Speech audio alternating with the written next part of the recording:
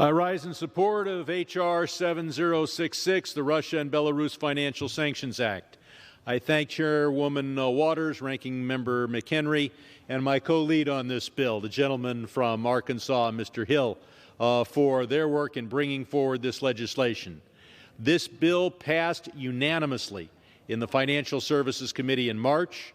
The Russia and Belarus Financial Sanctions Act represents a significant step forward in imposing sanctions on Russia and on Belarus for their historic aggression. I've spent 26 years on the Foreign Affairs Committee and well over a decade on the Ukrainian caucus.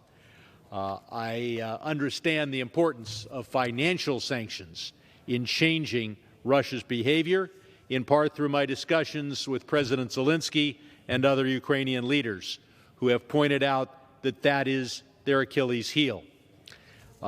Chairwoman Waters and I have for several years been pushing to prohibit Americans from purchasing all new Russian sovereign debt and have passed that through the House several times. But that was before the invasion. As has been explained by my colleagues who have spoken, we now have effective sanctions prohibiting U.S. financial institutions from engaging in a wide range of transactions with Russian and Belarusian individuals and entities, particularly the Russian Central Bank, many of the state-owned enterprises, and financial institutions and oligarchs.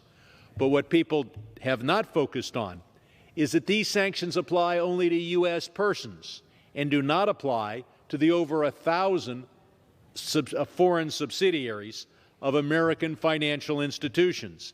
As we meet here today, foreign subsidiaries owned by U.S. financial institutions are engaging in the very financial transactions that we have prohibited if engaged by a U.S. institution. It is time to deal with this gaping loophole. That's why this bill requires all U.S. financial institutions to prevent their foreign subsidiaries from engaging in transactions prohibited to U.S.-based financial institutions. I think it's important that this bill has acquired bipartisan support and shows that Congress comes together to deal with this outrageous invasion. I urge my colleagues to support this timely legislation, and I yield back.